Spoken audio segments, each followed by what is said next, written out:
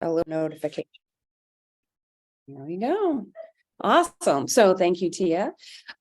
Super excited to have Samantha. Oh my God, Hinchy. I almost did it again. From the Arizona Coalition to End Sexual and Domestic Violence. I have worked with Sam, oh my gosh, since pre-COVID, so 2019, just on how to incorporate pets and people into human services programming. And so I'm super excited to have you here to just talk about the work that you've been doing, incorporating pets into, intakes and safety planning and all of that kind of stuff. And so just super excited to have you here, Sam. You were just a delight, and it's so great to see you virtually, and hopefully I'll get to see you in person again very soon. Yeah. So I will let Sam take it from here. If you have any questions or need any technical assistance, you have Tia from RedRover, and you also have Rachel from RedRover. And so they will help to field any questions. And I will make my exit from here, but thank you everybody for this. And thank you for joining us. Sam, you're the best, and I will talk to you soon. Okay. Thank you, Katie. Welcome. Bye. Hi, everyone. So like Katie said, my name is Samantha Hinchy. My pronouns are she, her, hers, and I just feel very honored to be here today with all of you. And I'm going to get started really quickly because I'm scared that we're going to run out of time because I have a lot of slides. But please feel free to ask questions throughout. Like, you don't have to save them till the end. I love questions, and I'll try to answer them as best I can. Let me share my screen so that you can all see what we're working with today. Everyone see that okay? You guys good? Okie dokie. All right, so this is a paid for grant by the Office of Victims of Crime, and we're going to be talking about the benefits of including pets on hotlines, helplines, and intakes. And we actually have another training that is specifically for safety planning. So if you don't get your safety planning questions answered, I'm more than happy to reach out to Katie and come back at any time and do that one for you all as well. So we're going to talk about objectives. So we're going to understand the importance of trauma-informed intake. So we're just going to do a quick review about intakes, exploring why we need to ask a question about pets, what are the barriers and the benefits of asking about pets, and looking at ways to incorporate this into our work, and then talking pets about, wait, did I just read that wrong?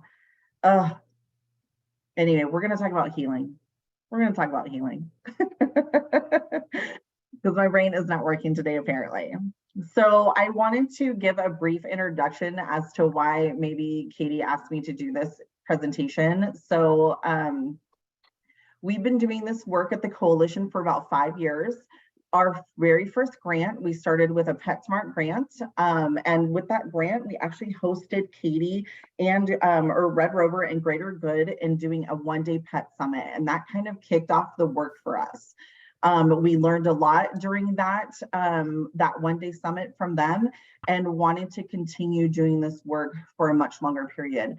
But basically, with that PetSmart funding, we created the BARC project, which is the Barrier Reduction Collaborative. And so this is our logo for BARC. I love it. I've got a t-shirt. It's amazing. And so we then added, so after we got that PetSmart grant, we then added a foundational grant. So we have had a foundation grant for quite a few years now from a very generous, amazing foundation that has basically let us expand to the entire state of Arizona.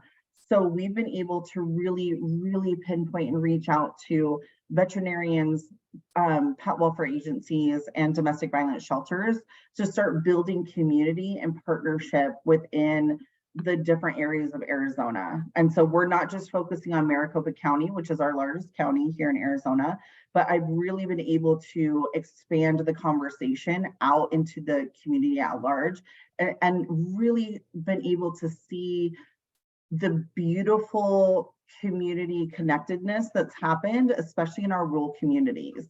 And so it's just been really wonderful.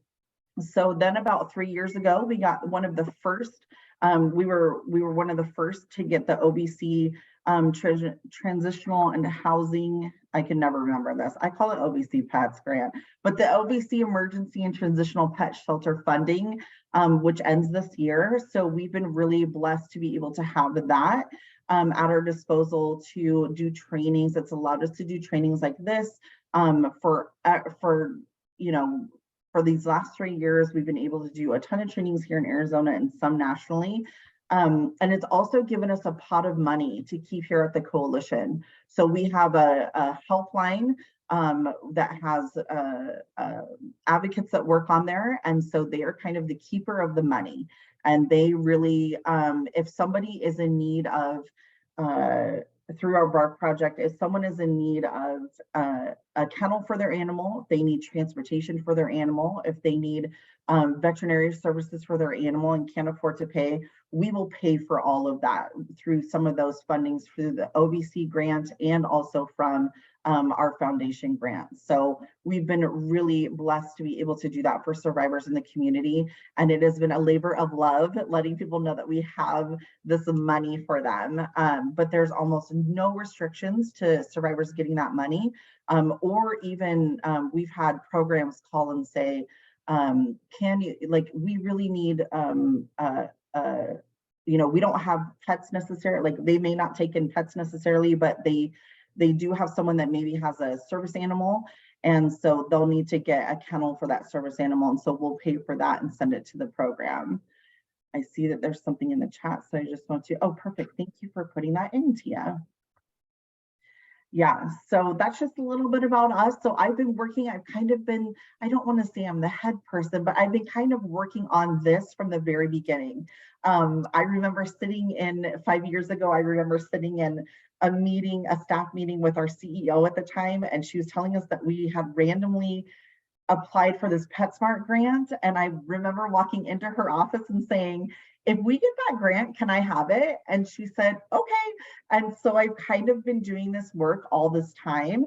And and I've been told just recently that we're one of the only coalitions that is doing work at this level. We have wonderful and amazing coalitions all across the country and in the territories. But I think we might be the only ones that are really doing it to the extent that Arizona is doing. And just trying to bridge some of those gaps that we see. But this has become a national conversation. You all know that, which is why you're all here. But it's been so wonderful and beautiful to see the national conversation that's really been happening around this. It's taken us a lot of awareness time here in Arizona to get to that place. So first off, I would just want to do a quick review about like trauma-informed intakes, because sometimes we can get lost in the minutia of like, why do we have intakes and why are they important? And then I want to showcase like what the purpose is of us adding pets to that. Because in all honesty, I was kind of surprised to hear that this wasn't happening, and that there are barriers to this, because all of the DV shelters that I've talked to over the years have been really open to adding pet questions to intakes. We've not only the DV shelters, but I've even had some of the pet welfare agencies start adding on a human safety question. I even had one of our community legal services add a pets question to their intake. Just understanding and being aware of like how important it is for us to like recognize that pets are part of the family. And so we need to take that into account. So what is an intake? An intake is the action of taking something in, the process of meeting a survivor, client, patient, etc., often for the first time, with the purpose of getting to know them and understanding their priorities, and usually occurs after a person has already been found eligible for services. And intakes are different than screening practices. And I just want to make sure that we're all clear that when we're doing screening practices, we want to screen people into our services and never try to screen people out. Asking questions about mental health or substance abuse are just like, that's really not the time for this. An intake is a much better time to understand what someone what someone might be needing and what their struggles might be with mental health or substance abuse, but we shouldn't be asking those questions if there's a screening process that goes on for our community or our program. Awesome, thank you. So where do intakes happen? Intakes are context dependent. So it depends on what we're doing and where we are that we need an intake. So an advocate doing an intake with a new resident at a shelter, an advocate doing an intake with a sexual assault survivor at a sexual assault program or family advocacy center, or at a hospital if your hospital does do medical forensic exams. A court advocate doing an intake with an adult survivor involved in a court proceeding, a group facilitator conducting an intake with survivor attending a support group. We don't do that necessarily. So we here at the coalition, we have a support group every Tuesday night on Zoom. And we usually just have a conversation with that person to see if they, so that they know like what is all involved with them starting the group and how long it is and all of those things. And we do ask a few questions, but we really don't do an intake per se. It's really just to get to know them and like what their story is, if they feel like sharing, and why they wanted to start coming to group. Sorry, just checking the chat. Youth advocate speaking with a child or youth entering shelter, an advocate conducting an intake with a parent on behalf of a child victim, an advocate doing an intake with survivor for transitional or permanent housing, and mobile advocate doing an intake for survivor on the phone or safe specified location, like a police station, a library, a community rec center. I would even say a coffee house. We have a lot of mobile advocates here. I think almost every single program has some sort of mobile advocate or community advocate that doesn't necessarily work in shelter. I hope you all do too, because they're amazing. But they usually are the people that really are meeting survivors where they're at, wherever that may be. So why do we do an intake? Is the purpose of an intake for grants? Is it because it's policy? Is it to assign the person a bed, to get more details about their victimization, to make sure it's really abuse or really assault? Or is it just because it's part of my job? Doing an intake is really about none of these things. It's really about none of these things. It's really about us being able to get to know that person and why are they in need of services and how can we support them moving forward. It gives us a starting point to then have conversations about safety planning and really like what are their needs as they come into our program. You know, do they have a pet? Do they have children? Do they have do they have a car? Do they have a job? You know, these are things that are important for them. And we want to start with those details and then continue on with our information. And I just had a conversation with some programs about this as well. For some reason, we love an intake that is long. You know, it could be an hour, it could be an hour and a half, it could be 2 hours for someone to do an intake. And so making sure that that is really trauma informed in the fact that we give people space and time. We ask them if they are hungry. We ask them if they need water. Do they need a bathroom break? Are their kids able to be there? Do they want their kids in the room? Do they not want their kids in the room?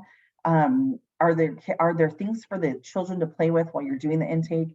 Can we stop doing the intake for a while and let them breathe? And so these are just all things to keep in mind as we're doing that. But I love this quote: the intake process is about getting to know the whole person, not just their victimization, and helping them get reconnected to their wholeness. We want to treat people as a whole. That's really what it's about. And when we treat people as a whole, that includes their needs and what they're dealing with. And it includes their children and their needs and what they're dealing with. And it also includes their pets. And so this is something that we need to take into a consideration, is that we cannot treat people as a whole if we're not including pets in that intake process and in every part of them moving through whatever system they're working in, especially advocacy. So why do we need all this information? Our work requires us to analyze the ways we hold use and power. If we don't, we risk taking part in problematic power dynamics and replicating controlling behaviors that survivors are trying to escape, right? And so there's an inherent power imbalance in the intake process. How can we aim to restore survivors' power during this process? And so really thinking about how can we, just like I said, are we giving them space? Are we giving them time? Are we checking to see if they need water? Do they need to take a few minutes before they answer a question? Can we take a break? Is there a good break place within an intake form?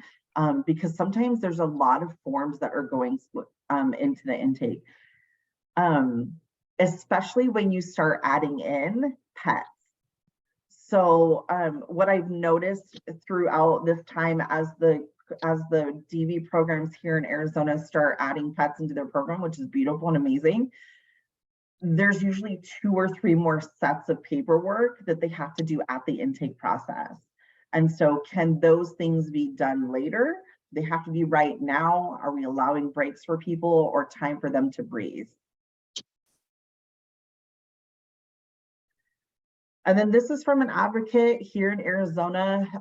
She's so wonderful, but we asked her about the intake process, and this is what she said. The intake is more than just putting survivors' information in our database and another tally to the total for the retention. It's someone's story of their very worst day of their life that can't be understated or ignored. It's also the day a survivor comes to us to help them heal and either get safe or find support in a seemingly unnavigable, I'm having trouble with my words, you know what I'm trying to say, system. A very hard system to navigate. Let me just say that. But I mean, I think that this really speaks to what our role is when we're doing intakes. And so we need to make sure that we are asking the right questions, giving space and time, and asking and treating people as a whole person. So what is the impact of trauma? It's important for us to talk about a little bit of trauma and a little bit of trauma-informed care, because that's why we're trying to not cause more trauma with doing intakes. And sometimes it can be re-traumatizing to do an intake, and it can be re-traumatizing when we don't include, as advocates, when we don't include questions about pets and questions about children and what are things that they've done to already protect themselves. And so we need to make sure that we are talking about this trauma, because children are affected by that trauma that they've experienced in the home, and so have pets.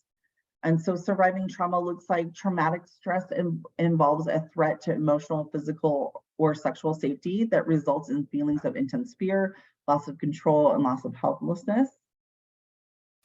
A traumatic event can overwhelm a person's ability to cope.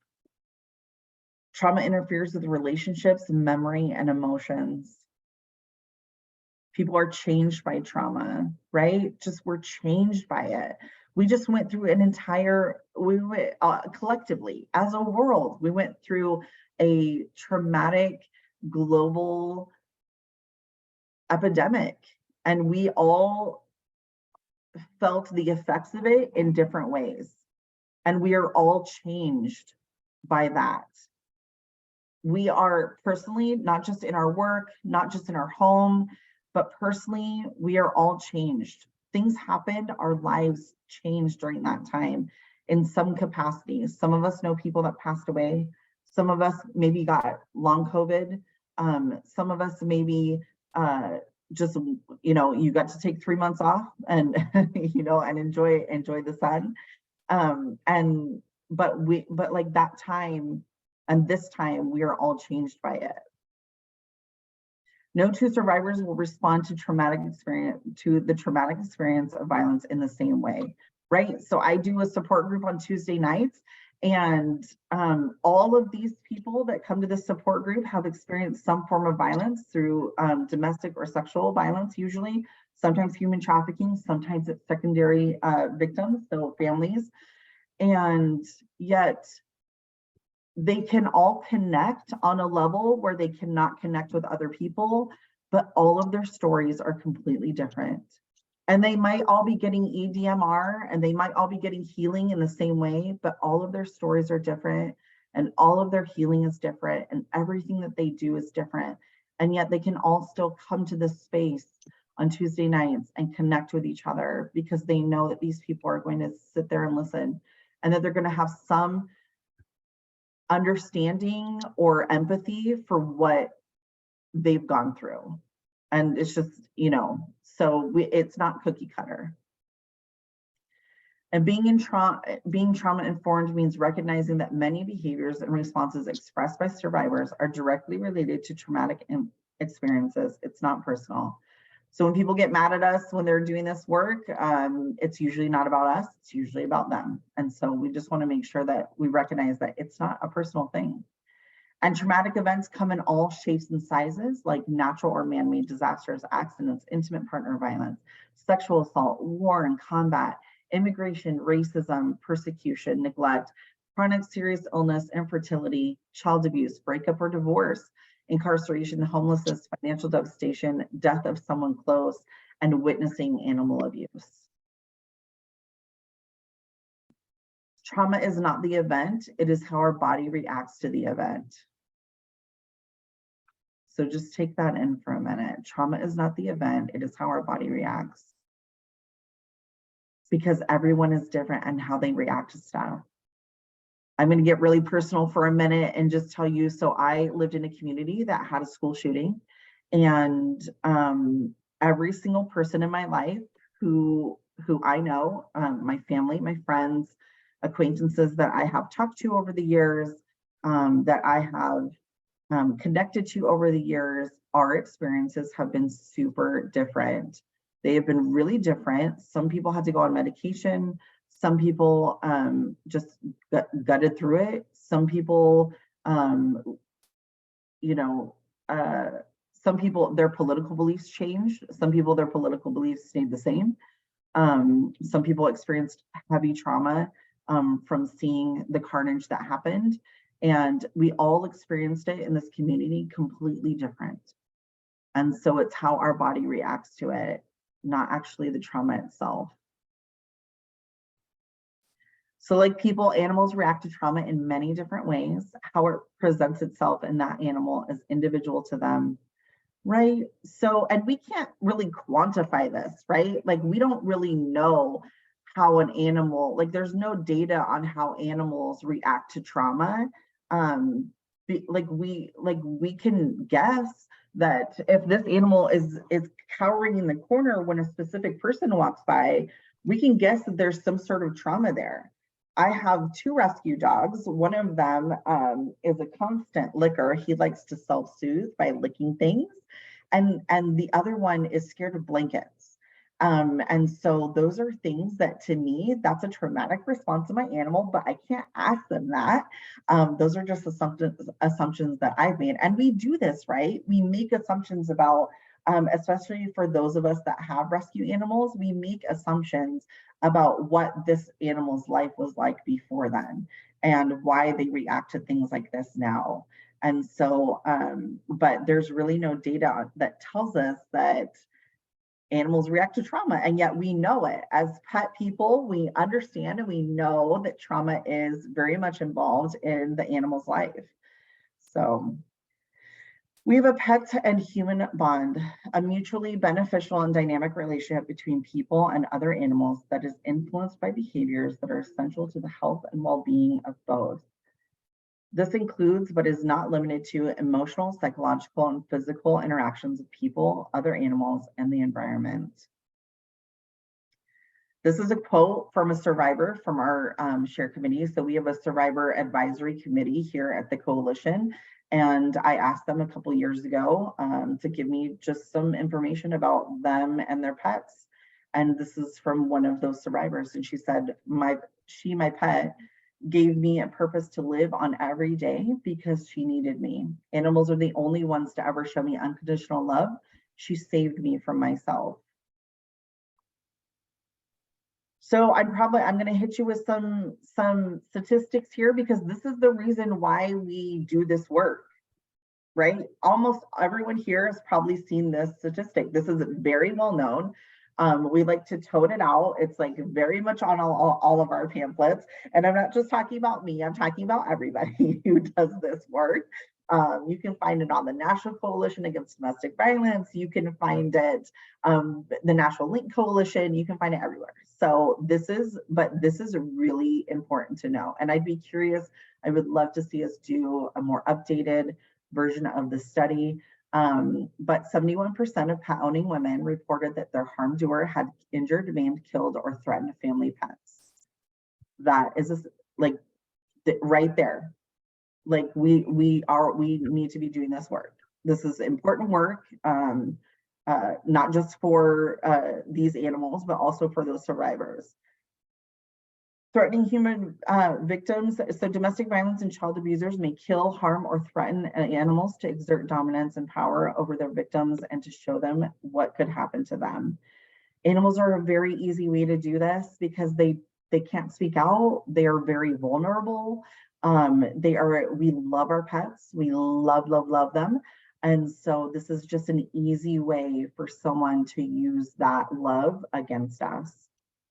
In this way, animal abuse silences domestic violence and sexual abuse victims, is a serious risk to pets, and is a significant barrier that prevents them from leaving violent relationships. It is a barrier.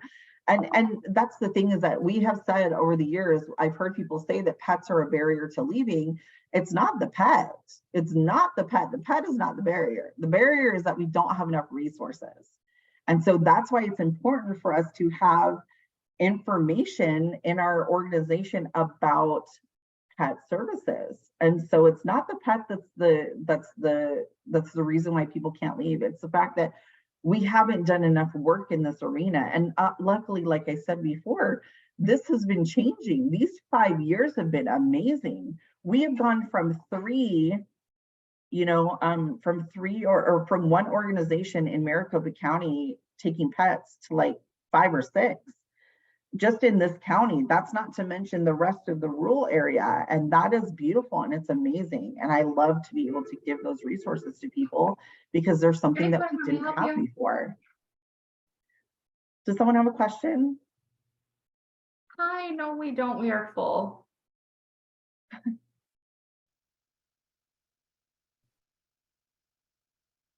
Okay, I'm going to keep going. Thank you.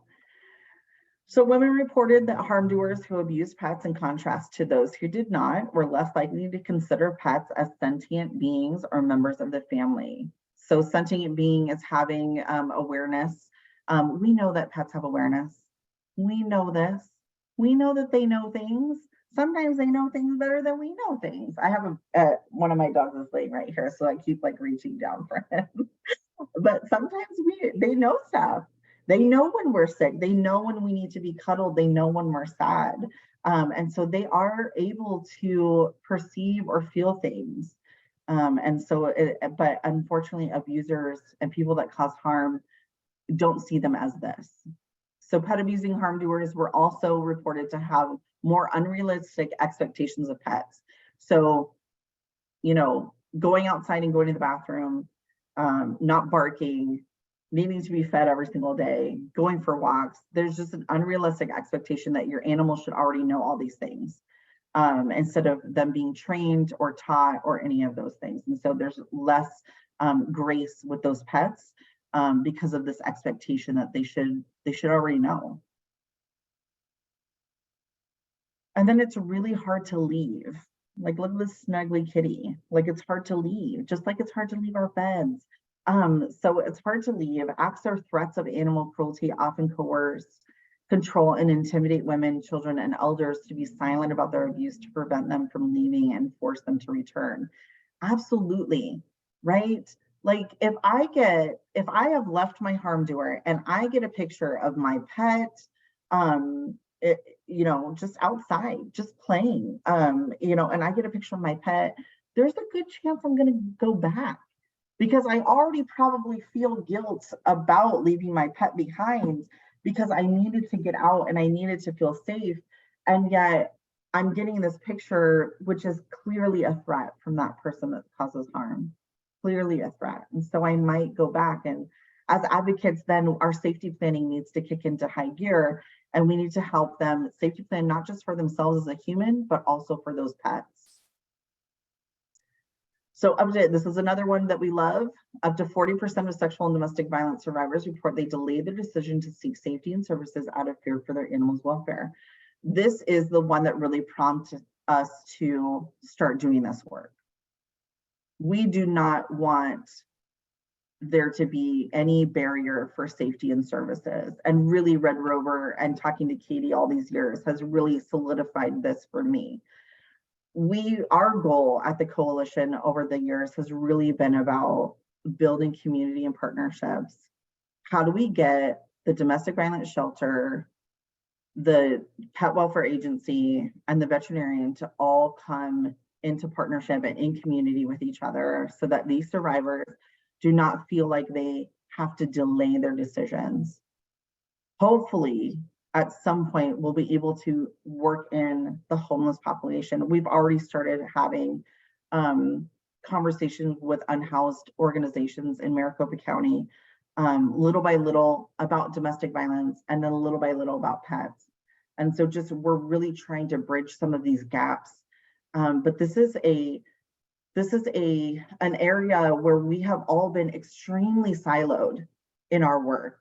The DV shelters have been doing this, and the pet welfare agencies are doing this, and the unhoused folks are doing this, and law enforcement is doing this, and animal control is doing this, but why aren't we doing it together? If we really want to stop the violence that's been happening and really build safe communities, we have got to get out of this siloed way of thinking and start working together with those communities. Start working together with animal control, start working together with prosecutors, start working together with law enforcement. Now, those last two are kind of more difficult. I'll be honest with you. We've had more difficulty having conversations with law enforcement and with prosecutors, but there's a lot of material. The National Sheriff's Association has an entire booklet about the link between pets and domestic violence and elder abuse and child abuse. And so it's those materials, if we can start using them and sending them out, the more the better, because pets are the tip of the iceberg for investigations. If there's animal abuse, there's a ton, usually, there's a lot more victimization that's happening within that home. And it's just a matter of taking time to investigate some of those things. Sorry, I've gone off on a whole tangent. I apologize. Victims are often reluctant to talk about abuse that has been directed at them, but they may be more comfortable talking about abuse to their pets, which can then break the ice about discussing their own abuse. So I do a lot of work in systems. So I work with the Department of Child Safety, and I work with the Department of Child Support Services and Adult Protective Services. And I talk about pets in all of these places. And sometimes people roll their eyes at me and I don't care, because that's how I am right now. That's how I am. I'm always going to be like this at this point. But if someone they have their policy questions, their questions that have been written in the legislature to ask, they have questions that have been made by the higher ups to ask. But sometimes those questions don't get us to where we need to be with this person. It doesn't get us to where we need to make sure that they are safe. The danger assessment, which was made by Jacqueline Campbell, amazing, brilliant. The original one did not have pets added to it, but it does now, because it's dangerous to not recognize that that there is a link between pets and domestic violence for survivors. It is dangerous for us not to do that. And so being able to talk to people and help them, like if for Department of Child Safety or DCFS or CPS, wherever you live, if that's what it's called, what I like to tell people that go and do investigation is that if you notice that there's an animal that is cowering in the corner when a certain person walks by, or if they're emaciated or overweight, or if they have the cone of shame, or they have a broken limb, ask about it. Because people are more likely to talk about it then. We like to bond over our animals because they're cute. So we want to bond over them. And so that's just one thing that I like to tell people. Then if you take nothing else from all of these statistics, if you take nothing else, take this one, because this is really why we're here. A crisis line that identified harm or threats to animals, access to weapons, and suicide threats as key risk factors for domestic violence homicide, saw the number of femicides decrease by 80%. 80%. 80%. That is huge. We should be adding this to everything. So again, if you don't take anything else, just remember that number. Saw the number of femicides decrease by 80%. That is amazing. So what are some of the barriers? And I'm going to ask you in the chat here in just a minute to put in what you all have seen, but these are the ones that I came up with. So not having enough resources in your community, which this is a labor of love. This can be intensive, but we sometimes have to be the ones to go out and find the resources, and we have to be the ones to develop those partnerships and those relationships. Last year, I had to call my team, not just me, my team. We had to call every single pet welfare agency and veterinarian in the state to see if they wanted to see if they even knew about this, to see if they knew about the intersection of DV and pets, and if they wanted training about it. And we got a few people that were like, yes, we do. And so that's been really beautiful. But we didn't know what those resources were or who was here for that work until we reached out to them. And so sometimes it's us doing the legwork. Pet related questions are not included on our forms, in our forms. Strict rules on the length of calls. So I've heard that some calls need to be 15 minutes long or 20 minutes long to make sure that we're getting enough, because there are just so many needs that are going on that are just needed for survivors, that there's a strict time limit, excuse me. And so that could be one of the things, is that we can't add another question on because it'll take us out of this this time limit. It keeps us in a silo, and programs are not aware of or consider important information to know. And so I'm just curious what all you see. Like, are there barriers? Are you doing this? Like, are you asking the questions? But what are some of the barriers to not adding it that maybe aren't up here that you're seeing?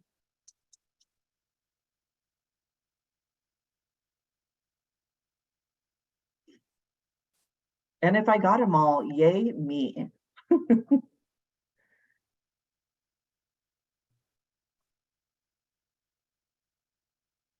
All right, I'm going to keep going. So what are the benefits? It builds a rapport.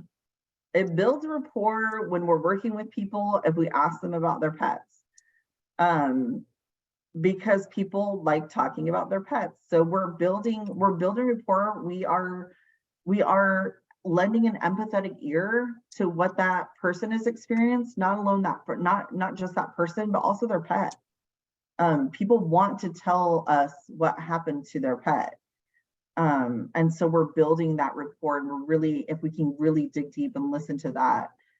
Oh yeah, I don't think conscious bias has been completely eliminated. I agree with that. Gloria. Good. Thank you for sharing that. And that's the thing too, is that, like, that's one thing that I really learned, because I went into this thinking, oh my gosh, everyone loves their dog or their kitty or their fish or their whatever. And come to find out the different cultures and different communities just don't think the same way that I do about pets.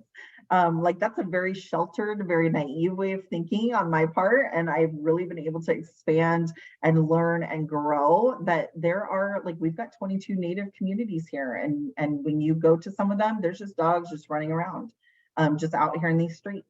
And that's okay. But people don't necessarily always think about pets being the ones that sleep on your bed with you.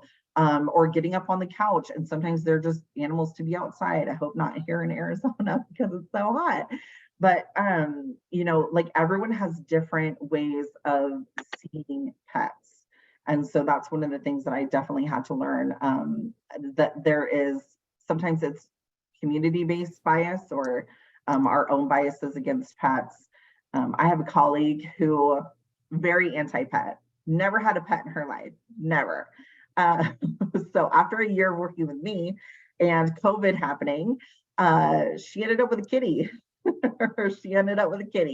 And his name is Sassafras Kimchi Rotor, Sassafras, so we call him Sass. But it is amazing and hilarious. And I love seeing that cat walk around, and she's so happy. So happy, in fact, and that she blames me for her having a cat, but she doesn't blame me for her getting a second cat. So she got Punky Muster Rotor this last year, and so now she has two. But she would have never done that, she says, had it not been for her coming to the coalition and us doing this work and me talking to her constantly about that. So it just is one of those things. But she was so anti-pet. She was so anti-pet at the time when she came. And I didn't do it on purpose. It was just me doing this work. But she's so happy now. She's so happy. Survivors are more likely to speak about their animals and themselves or children. And we do have resources. Even if we don't know, we do have them. It is Caitlin. It is so awesome. I mean, just the name alone, just the name of Sassafras Kimchi. I just love her so much. Thank y'all. So we are treating the survivor as a whole. So we are taking into account their whole person when we are asking about pets, when we are adding them into our helpline, to our intakes, when we are safety planning around them, we are treating that survivor as a whole person. And that really is what it needs to be about. So there's an increase in funding opportunities. Now I know that you all have heard Katie talk about this, right? That she'll see, like, we'll just see increase, like there's community outreach here. People want to give to organizations that are working with pets or children a lot, which is unfortunate. It's a double-edged sword, right? Like human adults should be taken into account, but when we start talking about cute pets and cute kids, like funding usually does increase with either through state services or foundations or just community fundraising. If we start talking about if we start talking about the work that we're doing with pets. And then animals are cute. They're just cute. Even the fish, even the birds, even the hedgehog, even the everything, they're all just cute. So how can we incorporate pets into this work? We can add pets to a hotline or helpline questionnaire, add questions about pets at intake. For pet welfare, add a human safety question. So again, this is a conversation I've been trying to have throughout all of Arizona for pet welfare agencies. Like, are they asking people when they come in to relinquish a pet or to look for a pet? Do you feel safe? Do you fear for the safety of yourself and or your animal? It doesn't have to be complicated. There does have to be a follow-up answer and there does have to be resources, but I'm not asking these pet welfare agencies to be a domestic violence advocate. What I'm asking is for them to have a safety question for humans on their intake or their adoption paperwork, and then have resources for those people. Have a phone number, call the national hotline, the National Domestic Violence Hotline, call our helpline at the state level, but they should have something for people if they say, no, I don't feel safe, or no, my animal does not feel safe. Because a lot of times people don't want to relinquish their pet, but they feel like they have to. And if we can stop people from needing to relinquish their pet because of violence, then we should try to do that. And then finding resources in our community and talk to others that are doing this work. So again, back to that, stop being so siloed. Talk to those domestic violence agencies, talk to those pet welfares, talk to the vets, talk to, the animal control. Can you partner on spay neuter? Is that something I was reached out to by Maricopa County Spay Neuter, and they were like, if you can get like a $5,000 grant, we are more than happy to do transportation for survivors so that they don't have to leave shelter. We will bring them here to the animal control facility and we will take care of them and then send them back. We will chip them for you. I mean, amazing. Such a huge burden for survivors. And yet this burden has been taken off because we were able to have a conversation. So just not being siloed. So the next few slides are going to be in 2021, we redid our Arizona state standards for domestic violence programs. And so that's what this is from. So I was asked to add in pet questions for hotlines and for intake forms. And so I just wanted to give you a snippet of what this looks like. So it's easy peasy, right? So do you have a pet? So this is for hotline. Do you have a pet? Do you fear for your pet's safety? Is there a safe place for your pet to go if needed? If the answer is no, then we reach into our bag of resources, right? Because that's part of being an advocate. Part of being an advocate is that we have resources and stuff. We have worked the terrain in our community to figure out what resources are here. And we need to do the same. If we're going to add pet questions, we need to make sure that we have pet answers if we're going to do that. And I recommend that we do, because this is a huge need for survivors. So this is our intake form for non-residential. So if they are just in the community and we need to do intake and I'm a mobile advocate, we just did pets, what's their name, their breed, spay, neuter, are they microchipped? So that's just super easy on our part to make sure that we are keeping those things. So now an intake form for residential, so if they're going into domestic violence shelter, it's a little bit bigger of an ask. So we want to ask, do you have a pet? Do you fear for their safety? And is there a safe place for your pet to go if needed?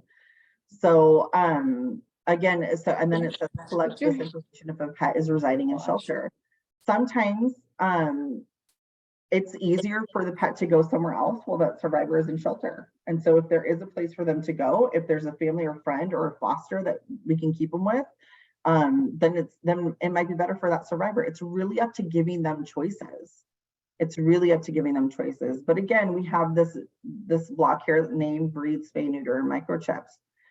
Just so that we know, so that they know, and we can also write in here needed, microchip needed, spay neuter needed, and then we know how we can support them as they stay in our place. And then we have a document that's like a client needs assessment. So if you wanted to do a needs assessment for survivors as they're coming in, either non-residential or residential, I added a question here. So pet needs, same questions that are on all the others, and then there's on the actual assessment, there's multiple lines so that they can write in their answers. But this way we know what their needs are before we even get started. And then this I wanted to just share a picture of. These next two slides are from one of the DV shelters that has added in pet inclusive services to their shelter. So she just sent me this the other day. I was asking her a question about something and she said, here, we made this. And I said, okay, great. And I wanted to share it with all of you. So this is what they do. They have an entire pet intake. So not just the intake for that survivor, but one for the pet, so that we know exactly what's coming in. We know exactly what's going on. Do they need support? Do they need services? So do you have all the supplies your pet needs? Like food, leash, kennel? No? Okay, we'll get you those things. We can call the coalition, the Humane Society, whomever, and we can get those things for you. We can support you in any way. And then the temperament of your pet, it's not to screen people out, it's to let them know that we've got a partnership with a pet behaviorist. And we are more than willing to have that pet behaviorist come in and do this work with your pet, so that that temperament can, so that they can start working on that trauma. Because the pets feel the trauma too.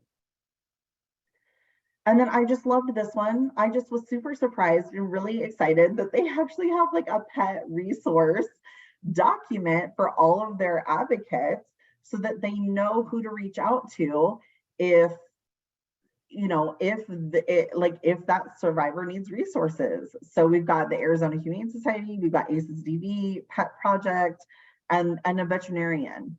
And so I think that this is just amazing that they made this pet resources list. And it'll get bigger and bigger and bigger as we continue to do this work. But I just really love that they made this for all of the advocates that are doing this work at the shelter, so that they had a pet resource right there. Just easy peasy pet resource. And then I asked some of the folks that have been doing this work for quite a while here in Arizona. So Sojourner Center here is the first organization in Maricopa County to have like a pet shelter on the DV campus. So it's a domestic violence organization, and on their campus, they actually have a built DV shelter, which RedRover and Greater Good have helped with. I love this quote that Julie gave me. She's one of the co-directors. It says, originally it was added. So I asked the question, why did you add a pets question? And she said, originally it was added to ensure all service and ESA animals came to the shelter with the participant. We learned quickly that it was mainly companion pets that needed safety. We also noticed very early on that many survivors felt they had to lie and say their companion pet was a service animal and over to in order to ensure the safety of their pets. It was heartbreaking. We began to review and collect data in 2014 and 2015 and learned that of 49% of pet owning participants during intake reported they had a pet in need of safety. Of the pets that came into the shelter, survivors reported that 20% of the pets were subjected to abuse, although we saw this impact to be much higher once a relationship was built with the survivor. So once that rapport was built, they were really seeing a much higher, disclosure of animal abuse. This is when we launched our goal of having an on-site pet program to meet that need. So in 2015, that's what they did. So I wanted to finish and talk about healing. I know we're running out of time, but I wanted to talk about healing really quick, because just taking us, so now that we've learned how to do that, and we talked about intakes and we talked about all the horrible things and the prevalence and all of that, I wanted to bring us back to the fact that we want to include pets because they are a healing entity for survivors. Like, I'm not going to leave my home without my pets. I'm going to live in my car if I have to feel safe, but I'm going to take my pets with me when I go. And we've heard that from survivors. In fact, I just heard from one of the programs in a rural community talk about that they finally were able to get this German Shepherd who had been living in a car with the mom and the 18-year-old son. All three of them had been living in a car, and they got boarding for the animals so that the mom and the son could find safety and services. Like, this is like, that's real. Like, people are really doing that to make sure that their animal stays safe and so that they can all heal together. And so I just wanted to bring us back to that healing journey, that healing connection with our animals, and why we are talking about this and why it's important for us to even ask the question in our intakes and our hotlines. So we have empathetic connections, emotionally attuned interactions between humans and other animals that depend upon and promote emotional closeness, physical closeness, care of self and others, and an awareness of others' needs that may be different from our own. With these connections comes feelings of rescue, refuge, and sanctuary. And don't we want that for the people that we work with? Don't we want to have them feel rescued, feel refuge and sanctuary with their animals? I know when I have a really hard day, or if somebody has yelled at me, or if a survivor was really angry with me, or whatever has happened that day, if I'm really angry and can't give grace and can't see past it, I will literally lay on my floor and just let my dogs come to me and let me touch them and pet them and just be with them for like 10 or 15 minutes. And that's exactly what it does. It gives me refuge and it gives me sanctuary. Trauma is isolation and healing is connection. Like, truly. And so our pets can be part of that healing. This is again from a survivor from our share committee. It helped me in that I knew some entity loved me no matter what, and I wasn't a bad person. Like, that's beautiful. Pets can have the ability to show unconditional love. We can do that for survivors and advocates. We need to have patience but our pets do that automatically. So our role as advocates, we want to let survivors know healing looks different for everyone. Everyone's healing journey is completely different. Some people are going to heal with pets. Some people need space from their pets, depending on what's happened. And that pet also needs healing as well. We want to provide a non-judgmental, shame-free space. We want to foster a positive relationship with someone. An advocate can be hopeful, and we want to mirror neurons. However they feel about their pet and however they feel about their healing, we want to mirror that. Exploring healing options with survivors. What does that look like with their pet? What does that healing look like? Is it going for walks that they never were able to do before? Is it being able to play with them? Is it staying in the same room? Is it staying separately? Is it co-sheltering? Is it boarding? What does that look like? Providing self-regulation tools and referrals. Remember, we want to have as many choices for survivors as we absolutely can. And so having as many referrals. And then help survivors with space and time. Healing takes time for both human and animal. It does. It does. And it's a spiral, right? Healing is like going up and then something happens and we come back down and then we go back up and we come back down. And it can take time for that human and that animal to heal together. We want to communicate with the survivor about the space they may need with their pet. What does that look like for them? And do not take it personal if that survivor needs space with their pet. Both pets and their human may be overwhelmed with their situation. We want to sense if they are trying to communicate to you that they want and need more space. If you feel that the pet is asking for you for these things, we need to respect it as advocates working in shelter or working in program. And then the last thing I have for you here is resources. And so I put our BARK project, you can go to our website, but I put specifically on here the BARK project so you can see. And if you have any questions, please contact me. I want to do TA. I love it. I think it's so great. And so I also put the link for our service standard if you wanted to see what our service standards look like and see how those pet questions fit in there. And then the National Link Coalition, which is the end all be all of the link between domestic and sexual violence, RedRover, and then the National DV hotline. And we went a minute over, and I really appreciate you all, and thank you so much. Does anyone have any questions or comments, concerns? I hope this was valuable. Thank you all so much. Thank you, RedRover, for letting me come into this space and be with all of you today in community. So thank you.